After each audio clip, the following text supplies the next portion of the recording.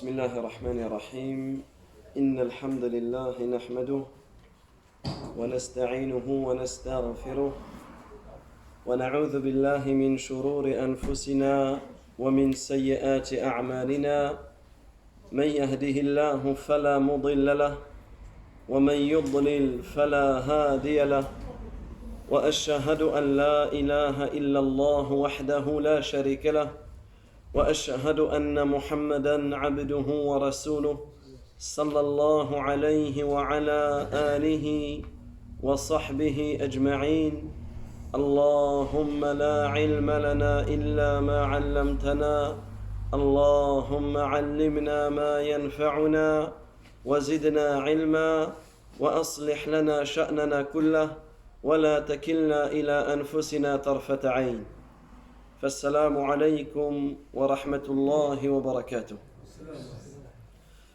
Donc nous nous arrêtons aujourd'hui sur l'histoire de Ashabul Kahf, des gens de la caverne. Nous avions évoqué le tafsir, l'explication des 10 premiers versets de Surat Al-Kahf. Nous avons détaillé les 8 premiers et nous avons dit que dans le 9e et le 10e, Allah Tabaraka wa Ta'ala nous informait de cette histoire, de l'histoire des gens de la caverne. Ici, il est important de méditer sur à la fois les histoires qui sont venues dans le Coran et plus précisément sur cette histoire, l'histoire de Surat Al-Kahf, l'histoire des gens de la caverne, Ashabul Kahf, qui est venue dans Surat Al-Kahf, la Surat numéro 18. Surat Al-Kahf, qui est une Surat, elle fait partie des sourates qui ont été révélées d'un seul coup. Ce n'est pas comme d'autres sourates où un verset a été révélé en fonction d'une situation. Ici, toute la sourate a été révélée d'un coup, et c'est une sourate mécoise. Alors à quoi ça nous sert de connaître la distinction entre les sourates mécoises et les sourates médinoises? Ça nous sert à plusieurs choses, parmi lesquelles le fait de savoir que les sourates mécoises, elles vont être d'une manière spécifique, elles vont parler de quoi? De la aqidah, de la croyance. Alors que les sourates médinoises, elles vont plus parler de l'ibadah, des adorations et autres. Surat Al-Kahf, c'est une sourate mécoise. Mécoise, c'est-à-dire qu'elle a été révélée avant l'émigration du prophète, sallallahu alayhi wa sallam. Et celui qui veut plus de détails sur la distinction entre les sourates mécoises et les sourates médinoises, on a déjà fait une conférence dessus qui est présente sur notre site. Vous pourrez la réécouter, Inch'Allah. Surat Al-Kahf, cette sourate, comme on l'a vu, qui possède beaucoup de bienfaits. Et parmi les bienfaits, c'est que cette sourate, elle te protège. Pour celui qui connaît cette sourate ou qui connaît ne serait-ce que les 10 premiers versets de cette sourate, cela est une protection pour lui contre le Messie ad-Dajjal, contre le faux Messie l'Antéchrist. Et comme on a dit, cette sourate fait partie des premières sourates qui ont été révélées. Donc c'est une sourate mécoise, elle a été révélée avant la révélation, avant l'émigration, et pour certains savants, elle fait partie des sourates qui ont été révélées à la fin de l'histoire, à la fin de la période mécoise. Il est important de méditer sur la cause de la révélation de cette sourate, puisque vous savez que pour beaucoup de sourates, certaines n'en ont pas, mais beaucoup de sourates, il y a une cause de la révélation, ce que l'on appelle sababu an-nuzul, la cause de la révélation de cette sourate. Certains savants ont cité comme cause de révélation de cette sourate que les Quraysh, lorsqu'ils ont commencé à douter du message du prophète sallallahu alayhi wa sallam, est-ce un prophète ou pas? Qu'est-ce qu'ils ont fait? Ils ont été voir les Juifs de Médine. Parce qu'à Médine, il y avait 3 tribus juives. Les Banu Qurayza, les Banu Qaynuqa' et les Banu Nadir. Alors, les Quraysh ont été voir ces gens-là, ces tribus-là, qui faisaient partie des gens du livre, à qui ils avaient un livre avec eux, alors que les Arabes ne possédaient pas de livre. Les Arabes, c'était des associateurs. Alors, ils ont été demandés à ces peuples juifs, est-ce que dans vos livres, est-ce que dans vos écritures, il y a des traces de la venue d'un prophète? Est-ce que c'est lui réellement le prophète qui est dans votre livre? Parce qu'il faut savoir une chose importante. Lorsque le prophète sallallahu alayhi wa sallam, il a été envoyé, qui a cru en son message? Est-ce que ce sont les gens du livre qui ont cru en son message, ou est-ce que ce sont les Arabes polythéistes qui ont cru à leur message d'une manière générale? Regardez à Médine. On prend l'exemple de Médine. À Médine, il y avait 3 tribus juives qui vivaient. Et il y avait 2 tribus arabes, Al-Aws ou Al-Khazraj. C'était ces 2 tribus arabes qui vivaient. Avant la venue du prophète, alayhi salatu wa salam, les juifs de Médine, pourquoi ils étaient à Médine? Parce que dans leurs livres, dans leurs écrits, ils savaient qu'il y allait avoir l'avènement d'un prophète. Ils savaient que le prophète, le dernier prophète, allait arriver à cet endroit. Parce que dans leurs livres, le prophète alayhi salatu wa salam a été annoncé. La description des compagnons du prophète alayhi salatu wa salam ont été décrites. Également, même la ville de Médine a été décrite. Les palmiers, les rochers noirs, etc. Ça veut dire que les juifs de Médine, qu'est-ce qu'ils disaient aux Arabes, aux Aws et aux Khazraj qui vivaient à Médine, qui adoraient autre qu'Allah? Ils leur disaient, nous on attend un prophète. Et quand ce prophète viendra, on vous combattra. C'est les juifs qui disaient ça à qui? Aux Aws et aux Khazraj. Mais Allah tabaraka wa ta'ala a fait que Al-Aws et les Khazraj, c'est devenu qui? Al-Ansar. C'est devenu les compagnons du prophète alayhi salatu wa salam. Et les juifs de Médine n'ont pas cru au prophète alayhi salatu wa salam. Pas parce qu'ils ne croyaient pas. Ils savaient pertinemment, ils savaient très bien que c'était le dernier prophète. Mais par jalousie, par orgueil. Pourquoi? Parce que eux, ils attendaient un prophète, mais en pensant qu'il allait venir de chez eux. En pensant qu'il allait venir des Banu Israël. Alors qu'Allah tabaraka wa ta'ala a fait en sorte que le prophète Mohammed sallallahu alayhi wa sallam vient des Banu Ismaïl, de la descendance du prophète Ismaïl alayhi salam. Alors, les Arabes, les Quraysh, ont demandé aux Juifs de Médine, est-ce que dans vos écrits, il est annoncé un prophète, etc. Alors qu'est-ce qu'ils ont dit? Ils ont envoyé leurs savants, parmi leurs érudits, leurs moines, et ils ont dit, vous allez lui poser 3 questions. Examinez-le. Faites-lui un irtibar, un imtihan, un examen, pour voir si réellement c'est un prophète. Ils ont dit, les questions que nous allons vous poser, la ya'lamu jawabaha illa nabi. Seul un prophète connaît leur réponse. S'il répond véridique, sachez que c'est un prophète. S'il répond d'une mauvaise réponse, sachez que c'est un imposteur et c'est un menteur. Alors ils lui ont posé 3 questions. Ils lui ont dit, posez-leur la question, posez-leur, demandez-lui des informations concernant un groupe de jeunes. Un groupe de jeunes qui ont quitté leur peuple, quelle fut leur situation?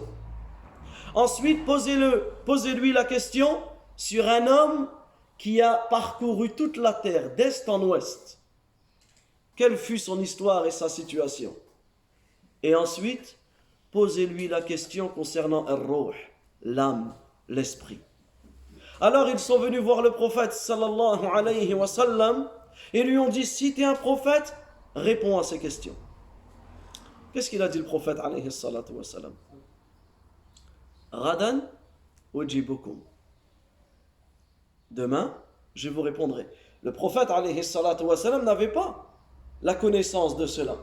Donc le prophète alayhi salatu wa sallam, il ne va pas inventer une chose de sa tête. Bien qu'il est le prophète, لا ينطق عن الهوى. Il ne parle pas de sa propre, de son propre, yani de sa propre volonté. إنما هو وحي يوحى. Ce n'est qu'une révélation inspirée. Et là, on a une grande leçon. Quand quelqu'un vient, il te pose une question. Ton enfant te pose une question. Et une personne te pose une question, il ne faut pas te sentir obligé de répondre. Tu ne dois pas te sentir obligé de répondre. Ah, sinon, il va dire comment? Mon père, il ne connaît pas la réponse. Ah, tel. Parce que des fois, on risque de tomber de... Non, je ne sais pas, je vais chercher. Je ne sais pas, je vais demander. La adri. Le fait de dire je ne sais pas, c'est la moitié de la religion. Nisful ilm, c'est la moitié de la science. Mais écoutez la parole du prophète, alayhi salatu wa salam. Qu'est-ce qu'il a dit? Ghadan ujibukum. Et certains savants comme Ibn Kathir rapportent ce sabab-là. Ghadan ujibukum. Demain, je vous répondrai. Est-ce qu'il y a un manque dans la réponse du prophète, alayhi salatu wa salam, ou pas? Ahsan, barakallahu fik, cheikh. Le prophète, alayhi salatu wa salam, il a oublié de dire Inch'Allah.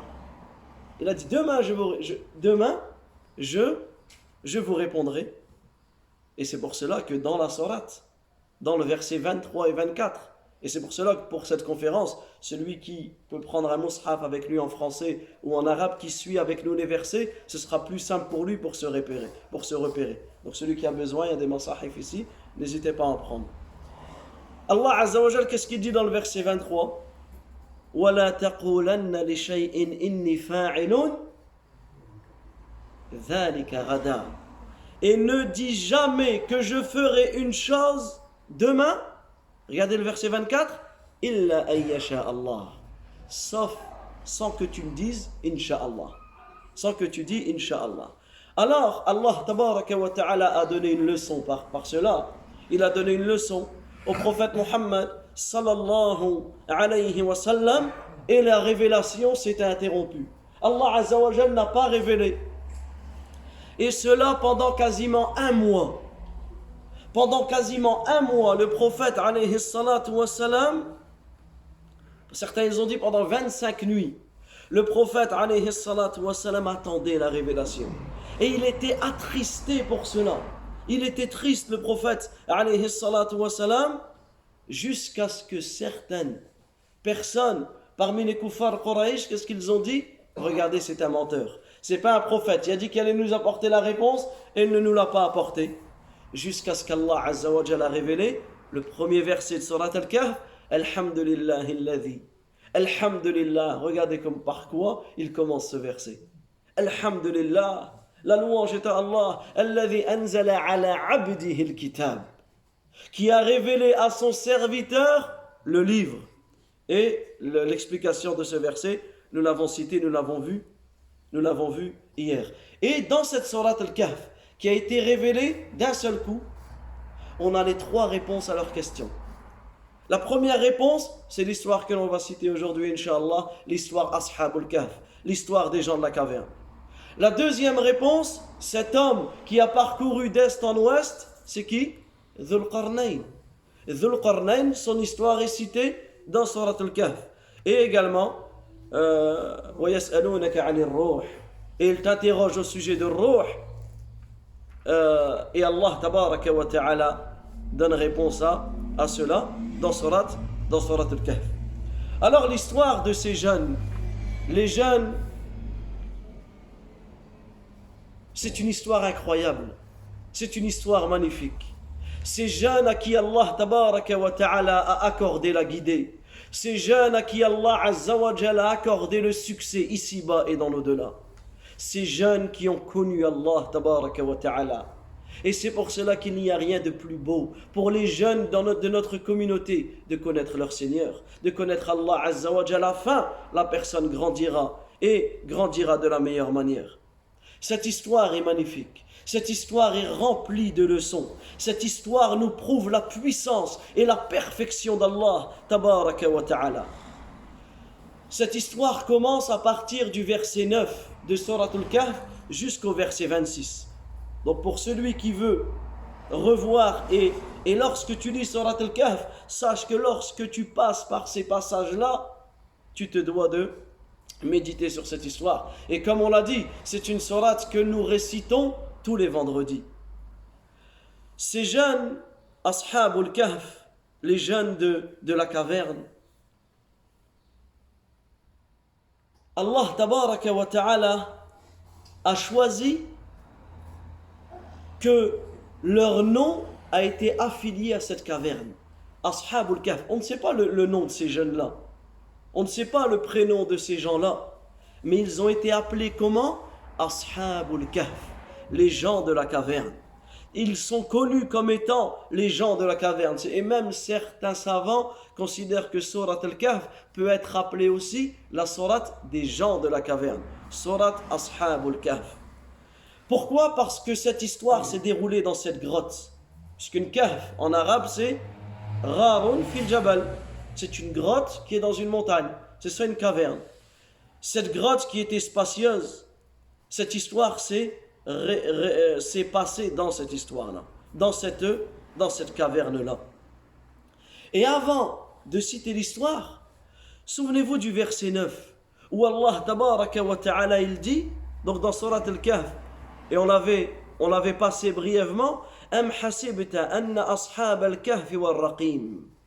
Ne pense pas que l'histoire des gens de la caverne et de Raqim kanu min ayatina ajaba fait partie des plus grands signes qu'Allah Azza wa Jalla ait révélés, dans le sens du verset. Ici, on a une faïda, on a une leçon importante. Bien que cette histoire est très étonnante, bien que cette histoire renferme énormément de leçons, en réalité, cette histoire ne fait pas partie des plus grands signes qu'Allah tabaraka wa ta'ala a envoyés sur les gens de la terre. Il y a eu des signes bien plus grands que celle-ci, bien que nous verrons que cette histoire est très importante.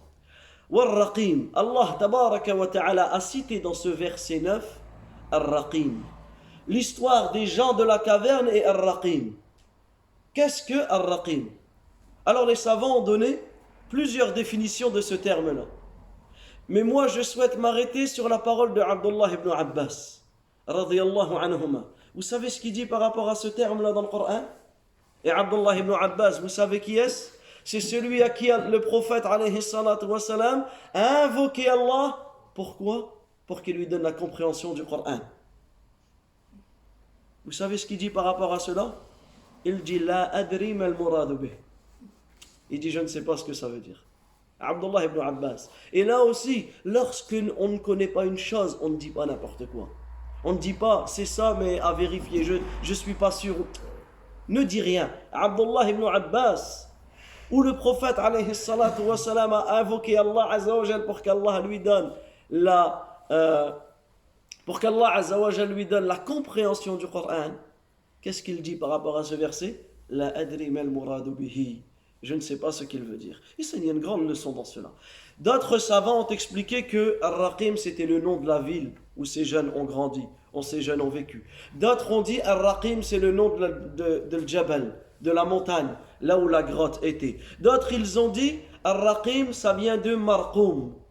Marqoum, ce qui est inscrit, ce qui est écrit, puisque à l'entrée de la caverne, il y avait comme une sorte de lawha, comme une sorte de rocher, de pierre où leur histoire fut écrite à l'entrée ala kulli hal. Allah tabaraka wa ta'ala nous cite dans le verset 10. Comme ça vous suivez avec moi et on va en fonction des versets, on va essayer de connaître leur histoire. Allah Azza wa Jalla dit إِذْ أَوَى الْفِتْيَةِ إِلَى الْكَهْفِ. Lorsque ces jeunes, alors en arabe on utilise le mot fitya. Ce mot-là désigne à la fois que ces personnes étaient jeunes, mais à la fois qu'ils étaient moins de 10. À la fois qu'ils étaient moins de 10. Lorsque ces jeunes se sont réfugiés dans la caverne, qu'est-ce qu'ils ont dit? فَقَالُوا رَبُّنَا أَوْ رَبَّنَا آتِنَا مِنْ لَدُنْكَ رَحْمَةً وَهَيِّئْ لَنَا مِنْ أَمْرِنَا رَشَدًا. Ils ont dit, ô notre Seigneur, accorde-nous de ta part une miséricorde. Et subhanallah, lorsque l'on médite sur cette sourate, toute cette sourate, elle renvoie à la rahma. Elle renvoie à la miséricorde d'Allah Azza wa Jal. Ô notre Seigneur, accorde-nous de ta part une miséricorde et facilite-nous le chemin de la droiture. Et facilite-nous le chemin de la droiture. Et ce verset nous prouve que ces jeunes ont quitté leur peuple. Ils ont quitté leur peuple pourquoi ? Pour s'exiler, pour être préservés de leur peuple. Pourquoi ? Parce qu'ils étaient dans un peuple qui commettait du shirk. Ils étaient dans un peuple qui adorait autre qu'Allah. Ils étaient dans un peuple, comme certains historiens nous l'ont rappelé, toute personne qui devait passer par leur peuple, ils devaient se prosterner pour une de leurs statues ou une de leurs idoles. Mais Allah Azza wa Jal a guidé ces jeunes-là. Il les a guidés vers quoi ? Vers le tawhid. Il les a guidés vers quoi ? Vers la connaissance d'Allah tabaraka wa ta'ala, vers l'adoration d'Allah Azza wa Jal. Ils se sont éloignés, ils se sont désavoués, ils ont détesté l'adoration d'autre qu'Allah Azza wa Jal. C'est pour cela, qu'est-ce qu'ils ont fait ? Ils ont fait la hijra. Ils ont fui, ils se sont exilés, ils ont fui le peuple afin de fuir l'égarement, afin de se préserver de leur religion. Et là on voit que toute personne qui se réfugie vers Allah Azza wa Jal, il sera protégé par Allah tabaraka wa ta'ala.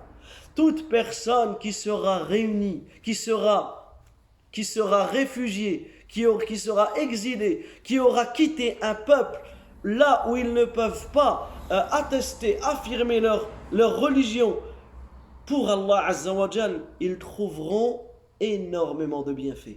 وَمَنْ يَتَّقِ اللَّهَ يَجْعَلْ لَهُ مَخْرَجًا. Celui qui craint Allah, Allah tabaraka wa ta'ala va lui donner des issues favorables. Et Allah Azza wa Jal va lui donner sa subsistance de là où il ne s'y attendait pas. Et ici, il y a un grand rappel dans cette histoire. Pour toute personne qui place sa confiance en Allah Azza wa Jal. Pour toute personne qui éprouve une difficulté, mais qui fait les causes, qui craint Allah Azza wa Jal comme ces jeunes-là, nous allons voir que ces jeunes-là, Allah tabaraka wa ta'ala, pendant plus de 300 ans, leur a donné ce qu'ils avaient besoin. Donc ici on voit, peu importe la difficulté que tu vis, que tu traverses dans cette vie, peu importe où tu te trouves, dans quel peuple tu te trouves, fafirru ilallah. Allah Azza wa Jalla dit dans ce verset, fuyez vers Allah. Ce verset, à lui tout seul, il mériterait que l'on s'arrête dessus.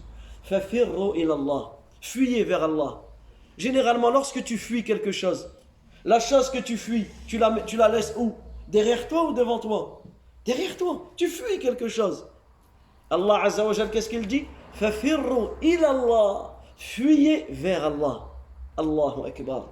Ici, lorsque tu t'exiles, lorsque tu quittes un endroit pour sauver, pour préserver ta religion, sache qu'Allah tabaraka wa ta'ala te donnera le succès dans cette vie et dans l'au-delà. Comme ces jeunes qu'Allah Azza wa Jalla a endormis, qu'Allah tabaraka wa ta'ala a préservé leur corps intact. Ces jeunes, Allah tabaraka wa ta'ala les a préservés.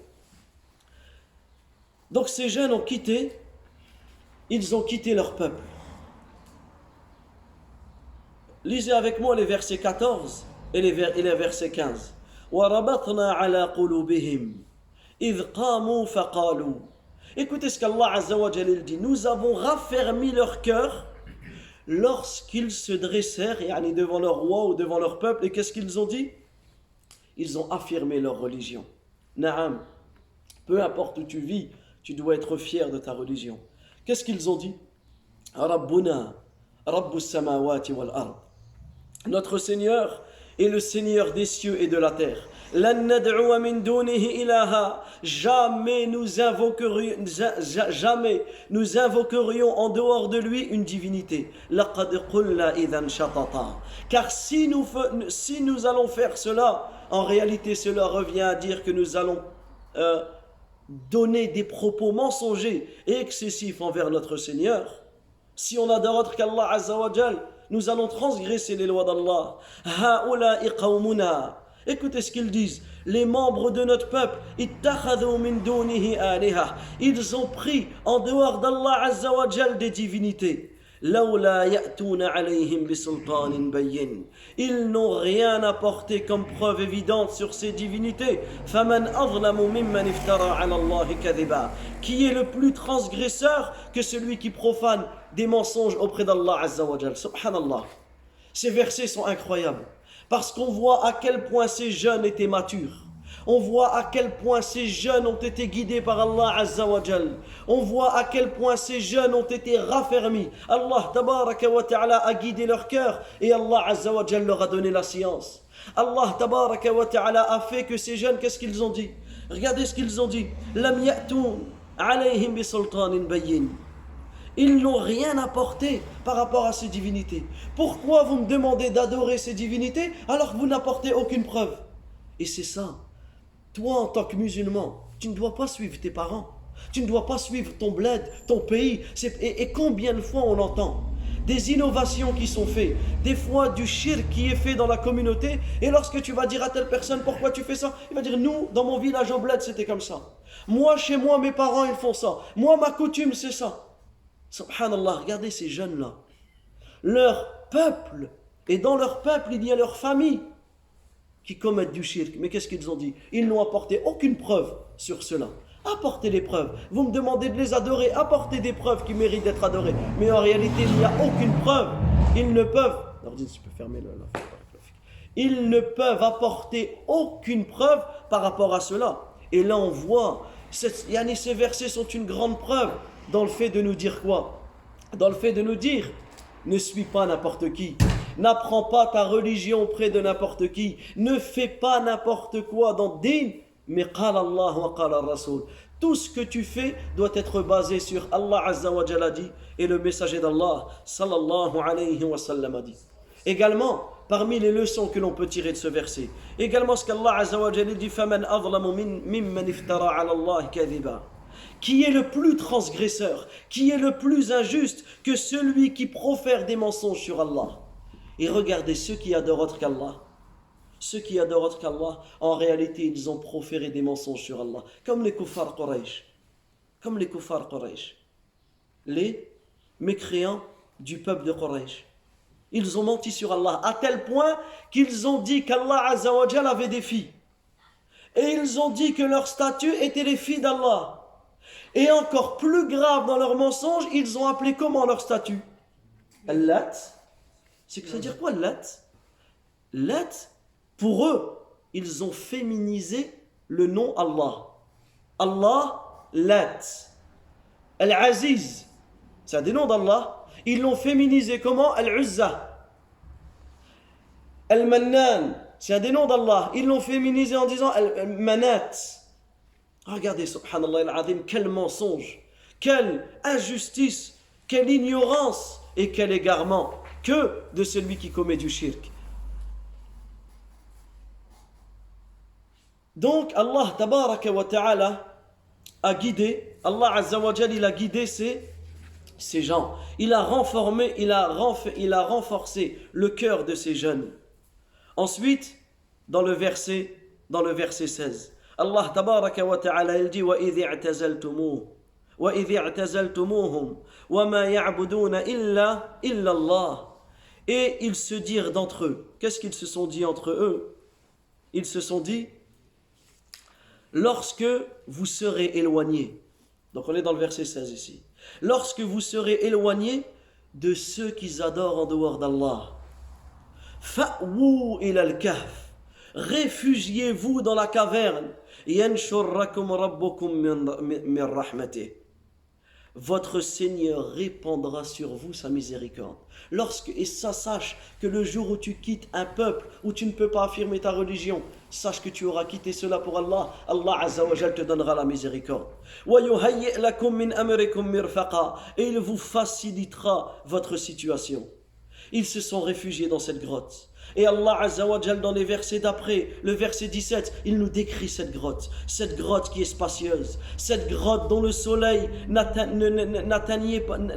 pas cette grotte. Allah Azza wa Jal, il dit dans le verset 17, وَتَرَى الشَّمْسَ إِذَا طَلَعَتْ تَزَاوَرُ عَنْ كَهْفِهِمْ ذَاتَ الْيَمِينِ وَإِذَا غَرَبَتْ تَقْرِضُهُمْ ذات الشمال وهم في فجوة منه. On pouvait voir le soleil et regarder ce grand signe d'Allah Azza wa Jal, un signe de la puissance, de la capacité, de la perfection d'Allah Azza wa Jal. On pouvait voir le soleil au lever s'écarter de leur caverne. Subhanallah, lorsque le soleil se lève, leur caverne était dirigée vers le nord. Lorsque le soleil se lève, Allah tabaraka wa ta'ala a fait en sorte que la lumière, les rayons du soleil n'approchaient pas leur caverne.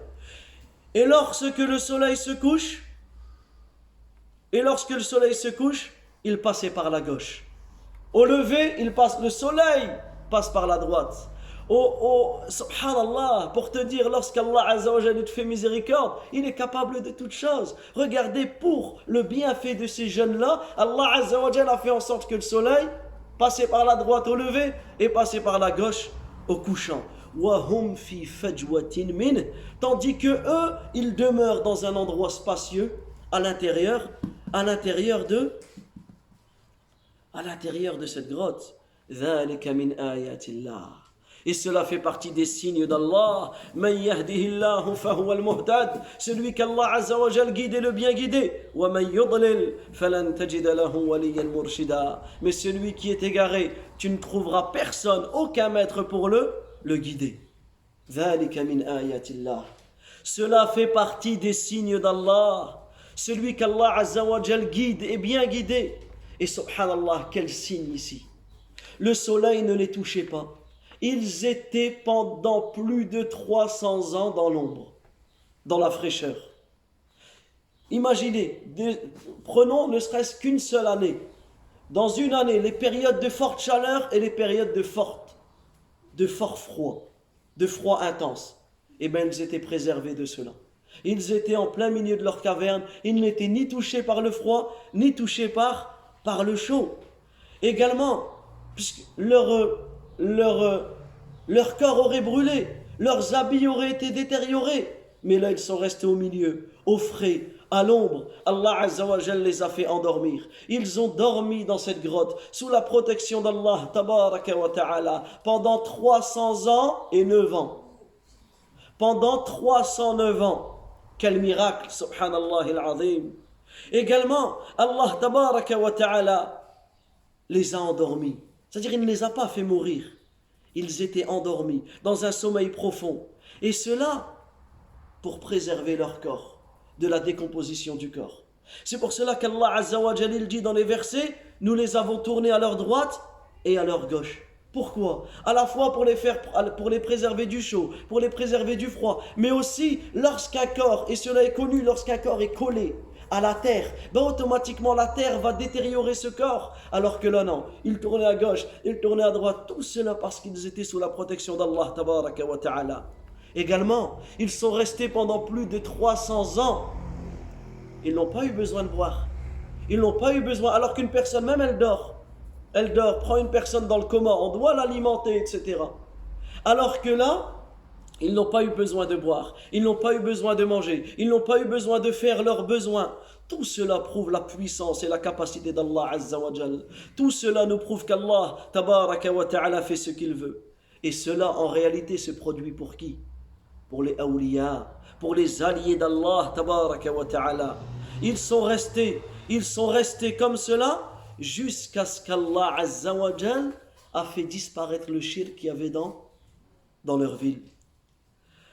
Également le verset 18. Allah Tabaraka wa Ta'ala il dit وَتَحْسَبُهُمْ أَيْقَاظًا وَهُمْ رُقُودٌ. On les aurait cru éveillés alors qu'ils dormaient.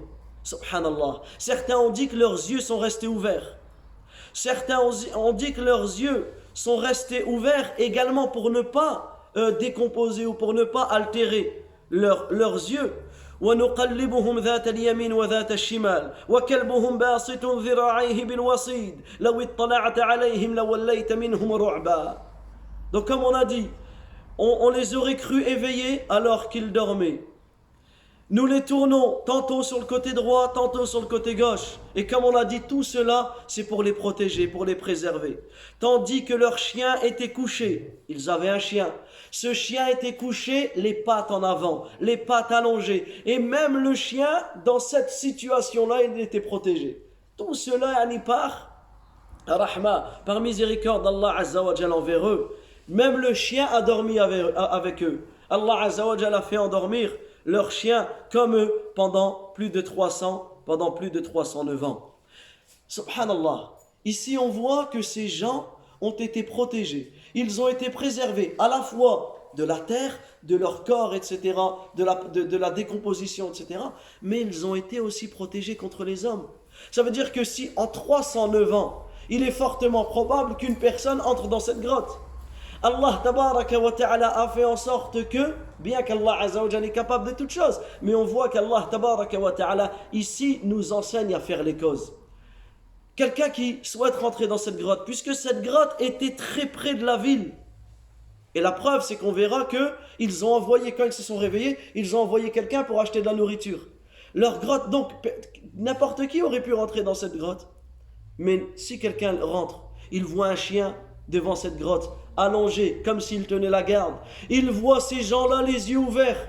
Il ne va pas dire qu'ils sont en train de dormir, donc il va avoir peur. C'est pour cela qu'Allah Azza wa Jalla dit, quiconque aurait pu les voir, il aurait été rempli d'effroi. Il aurait eu peur.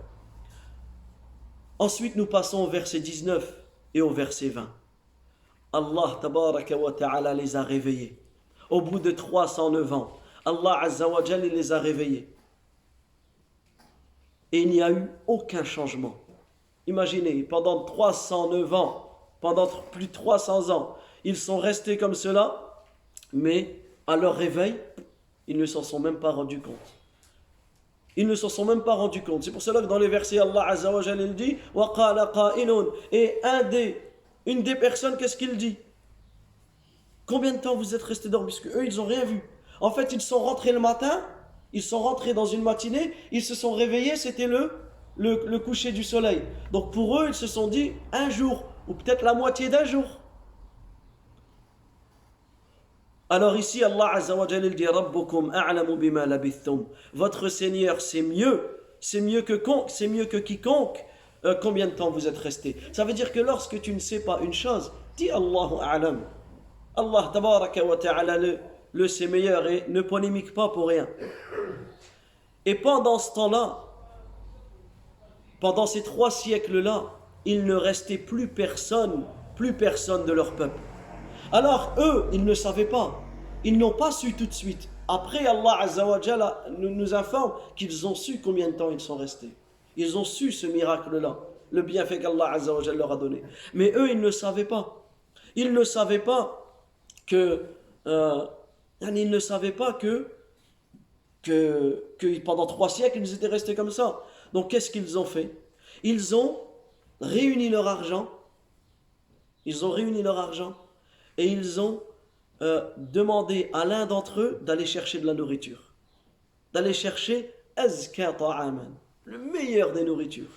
Et à partir de cela, certains savants considèrent que comme ils ont demandé d'acheter la meilleure nourriture, ils ont dit en réalité ces jeunes-là c'était des princes, c'était les fils des rois, parce que c'était parmi les gens les plus riches, les plus nobles, parce qu'ils avaient l'habitude de manger. Et cela prouve qu'il n'y a pas de mal, surtout là en période de Ramadan, il n'y a pas de mal de manger de la bonne nourriture. Il n'y a pas de mal de manger de la nourriture même qui est chère. Il n'y a pas de mal tant qu'il n'y a pas de gaspillage dedans. Tant qu'il n'y a pas de gaspillage dedans, il n'y a pas de mal à manger la meilleure des choses. Il ne faut pas penser que le musulman il doit manger que des choses. Non, c'est important de chercher une bonne nourriture. Également la nourriture la plus licite, la plus bonne, la plus agréable. Et qu'est-ce qu'il et qu'il agisse avec précaution et qu'il n'informe personne nous concernant. Eux, ils pensaient qu'ils allaient retrouver leur peuple. Parce qu'ils savaient que si leur peuple les attrapait, ils allaient avoir 2 choses. Ils risquaient 2 choses. Regardez dans le verset 20. Ils risquaient 2 choses. Soit la lapidation, la mort, soit ils allaient les ramener à leur religion. Et qu'est-ce qu'ils disent? Et si vous retournez à leur religion, vous ne réussirez pas, vous n'obtiendrez pas le succès. Mais lorsque la personne est partie pour acheter leur nourriture, il a vu qu'en réalité la nourriture n'était plus la même. Les gens n'étaient plus les mêmes. La monnaie qu'ils avaient, parce que dans le verset, biwariqikum. Le waraq ici, c'est les pièces d'argent. Les pièces de la matière d'argent. Ils se sont réunis leur argent pour dépenser. Ils ont vu que c'était même plus la même monnaie. Ils ont vu que c'était même plus la même monnaie, etc. Alors là, Allah tabaraka wa ta'ala leur a informé. Allah azza wa jal leur a informé de cela et Allah tabaraka wa ta'ala en a informé tous ceux qui sont autour. Écoutez ce qu'Allah azza wa jal dit dans le verset 21. وَكَذَلِكَ أَعْثَرْنَا عَلَيْهِمْ لِيَعْلَمُوا أَنَّ وَعْدَ اللَّهِ حَقًّا وَأَنَّ السَّاعَةَ لَا رَيْبَ فِيهَا. Tout comme nous les avons endormis et réveillés, nous les fîmes découvrir par les habitants de la cité. Allah tabaraka wa ta'ala a mis au grand jour plus de 300 ans après cette histoire. Voilà, les gens, ils ont découvert cela. Mais pourquoi? De même, pourquoi Allah azza wa jal leur en a informé? Et pourquoi Allah tabaraka wa ta'ala nous en a informé dans le Coran? Écoutez ce qu'Allah azza wa jal dit. Liya'lamu, afin qu'ils sachent anna wa'da Allahi haqqa, que la promesse d'Allah est vérité, wa anna as-sa'ata la rayba fiha, et que l'heure, il n'y a point de doute à ce sujet. Et ça, c'est une grande leçon. Pourquoi nous étudions cette histoire? Pourquoi nous étudions les histoires du Coran? En réalité, cette histoire nous rappelle la mort. Naam, ils se sont endormis pendant 300 ans. La mort, le sommeil, c'est le frère de la mort. Et ici, au bout de 300 ans, Allah Azza wa Jalla les a réveillés. Comme nous, on va mourir et on va rester dans notre tombe. Seul le temps qu'Allah Azza wa Jalla le sait, mais on sera ressuscité. Tu seras réveillé de ta tombe. Tu seras réveillé de ta tombe. Alors, Allah Tabaraka wa Ta'ala a fait par cela que ça doit leur rappeler et nous rappeler le jour de la résurrection. Cette histoire doit nous rappeler le jour où nous serons jugés, interrogés par le Seigneur de l'univers. Alors Allah Tabaraka wa Ta'ala a fait découvrir cela pour le bien des gens. Mais eux à la base, ils ne voulaient pas. Et des fois, dans la vie, tu détestes une situation, mais c'est un bien pour toi. Des fois, dans la vie, tu détestes une chose, mais en réalité, c'est un grand bienfait pour toi. C'est pour cela que leur récit, cette histoire, est une preuve de la puissance d'Allah Azza wa Jal. Et cette histoire nous prouve à quel point Allah Tabaraka wa Ta'ala, il gère tout, il contrôle tout, il sait tout, il fait tout avec sagesse, subhanahu wa ta'ala. Et lorsque l'on étudie ces histoires, cela nous renforce notre foi et cela renforce le lien que nous devons avoir avec le Coran. Donc Allah Tabaraka wa Ta'ala a fait connaître l'histoire de ces gens au point où les gens les ont vénérés. Mais Allah Azza wa Jal, il a fait mourir ces jeunes-là. Après qu'il a fait croire cela, ces jeunes sont morts. Ces jeunes sont morts et ils ont obtenu le succès dans cette vie comme dans l'au-delà. Mais une fois qu'ils sont morts, les gens, ils ont commencé à les vénérer. Qu'est-ce qu'ils ont dit? Ubnu alayhim bunyana, érigez sur eux une façade, creusez, faites un mur autour de leur caverne, là où ils sont morts, afin d'en faire un endroit. Et ils ont dit, afin que seul Allah Azza wa Jal sache, afin de garder cela secret. Rabbuhum a'lamu bihim, leur Seigneur sait mieux que quiconque ce qu'il en est. Donc certains, ils ont dit cachez-les, afin que personne n'est au courant de cela. Mais ceux qui ont pris la décision, ceux qui ont dû prendre la vie, qu'est-ce qu'ils ont dit? Lanattakhidanna alayhim masjida, nous allons élever sur eux un lieu de prière. Alors certains savants ont considéré que ça, c'est la parole, cette parole, elle a été dite par les mécréants. C'est-à-dire que nous allons les adorer en dehors d'Allah Azza wa Jal. Et c'est pour cela que le prophète sallallahu alayhi wa sallam, il a maudit les peuples qui sont passés avant nous. Pourquoi? Parce qu'ils ont pris les tombes de leurs prophètes. Et dans une version du hadith, ils ont pris les tombes de leurs pieux, de leurs vertueux, comme mosquée, en dehors d'Allah, comme lieu de prière en dehors d'Allah Azza wa Jal. D'autres ont dit non, c'est les croyants qui ont dit cette parole. Ils ont dit nous allons créer un sanctuaire où nous allons adorer Allah, mais nous allons en même temps nous rappeler de ces gens-là. Dans tous les cas, cette pratique est interdite. Et ce verset n'est pas une preuve pour construire une façade ou un édifice ou un sanctuaire pour les adorer en dehors d'Allah tabaraka wa ta'ala. Donc on essaie de terminer rapidement, Inch'Allah. Ensuite, Allah tabaraka wa ta'ala nous informe sur les divergences qu'il y a eu entre les gens du livre à leur sujet. Du fait qu'il y a eu peu d'informations par rapport à ces gens-là. Si ce n'est la révélation, tu ne peux pas connaître ces histoires-là sans vraiment quelqu'un qui a vécu, qui a vu cela. Dans le verset 22. Allah tabaraka wa ta'ala nous informe de la divergence qu'ils ont eue à leur propos. Combien étaient-ils? Alors ils ont eu 3 avis. Sayaqulun thalathatun rabi'uhum kalbuhum. Ils vont dire ils étaient 3 et leur 4e était leur chien. Wa yaquluna khamsa sadisuhum kalbuhum. Ils étaient 5 et le 6e était leur chien. Et qu'est-ce qu'Allah Azza wa Jalla dit? Rajman bil ghayb, sans connaissance certaine. Donc ils ont dit ils étaient 3 et le 4e était leur chien. Donc ils ont dit qu'ils étaient 4. Ils ont dit qu'ils étaient 5. Ils ont dit qu'ils étaient 5 et leur 6e était leur chien. Donc le 2e ils ont dit qu'ils étaient 6. Et Allah il dit quoi? Rajman bil ghayb, sans connaissance certaine. Wa yaquluna sab'atun wa thaminuhum kalbuhum. Un 3e groupe, ils ont dit qu'ils étaient 8. 7 plus leur chien. Alors en tout, ils étaient combien? Ils étaient combien? C'est moi. Combien ils étaient? 7. Sab'a wa thaminuhum, compte le chien. 7 plus le chien, ça fait combien? 7 plus 1, ça fait combien? J'ai 7 bonbons et j'en rajoute 1. Ça fait combien? 8. Ahsan. Inch'Allah, demain je te ramène un cadeau, Inch'Allah. Tu as gagné un cadeau. Oui. Et écoutez, certains savants disent qu'ils étaient 8 à partir de ces versets-là. Pourquoi? Regardez. Thalathatun rabi'uhum kalbuhum. Ils étaient 4, 3 plus leur chien. Khamsatun sadisuhum kalbuhum.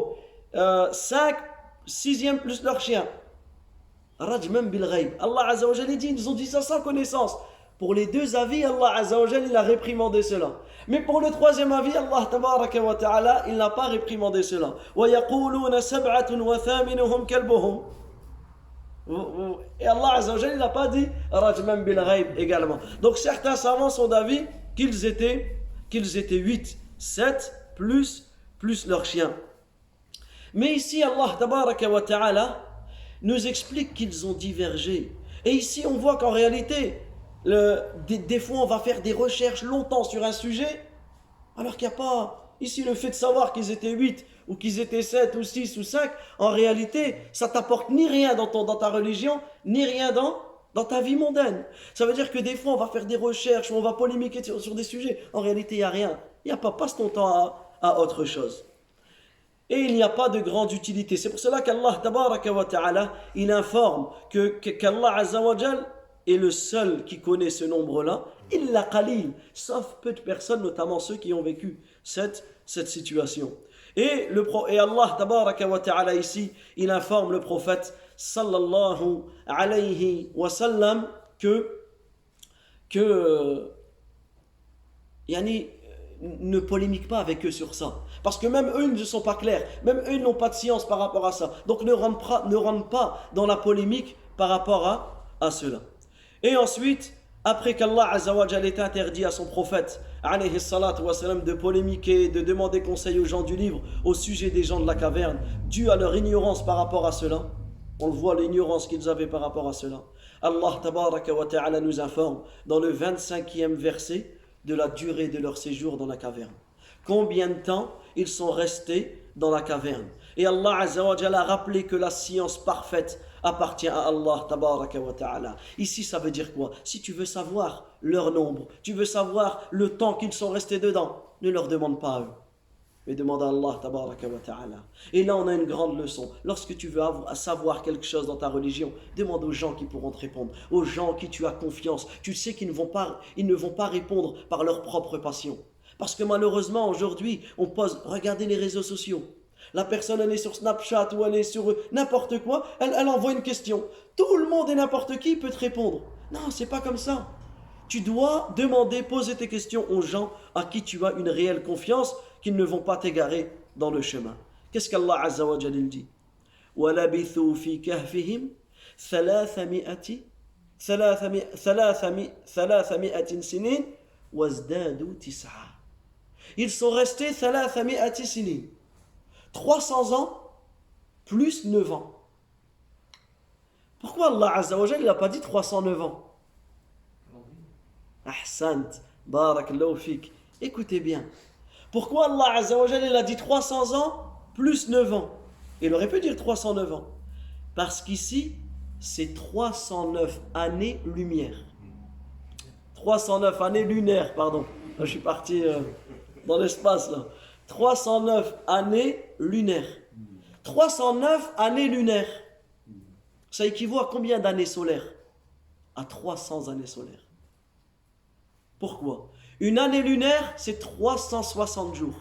Une année solaire, 365 jours. Ça veut dire que tous les 100 années solaires, 100 ans solaires, ça équivaut à quoi? À 103 ans lunaires. Au contraire, c'est quand je me suis embrouillé là. Exactement, naam, 300 100 années, un siècle, d'accord, 100 années lunaires, il y a 100 années solaires, 100 années lunaires, c'est exactement ça, 100 années lunaires, puisqu'il y a, non, c'est solaire. Inch'Allah, je suis fatigué là. Naam, c'est lequel qui a le plus? C'est les lunaires. Non, c'est les solaires. Exactement, 365 jours, c'est solaire. Là, ça y est, j'ai dépassé la limite, j'ai dépassé l'heure. Donc, 100 années solaires, ça équivaut à 103 années lunaires. Donc, 300 années solaires, c'est 309 années lunaires. D'accord? Faites vos calculs. D'accord? Donc, ici, c'est une faïda, et on termine par le verset 26, où Allah tabaraka wa ta'ala nous informe de ça, que c'est lui qui possède tout, qu'il est capable de tout, qu'il protège ses serviteurs et qu'il possède les mystères des cieux et de la terre. Donc voilà, dans l'histoire des gens de l'Kahf, dans l'histoire des gens de la caverne, il y a de grandes leçons à en tirer, et cela doit nous renouer le lien que l'on doit avoir avec le Coran. Et à chaque fois que tu lis cette sourate, que ce soit le vendredi ou autre, médite sur ses sens. Wallahu ta'ala a'lam, wa sallallahu wa sallam ala nabiyyina Muhammad wa ala alihi wa sahbihi ajma'in, wa barakallahu fikum.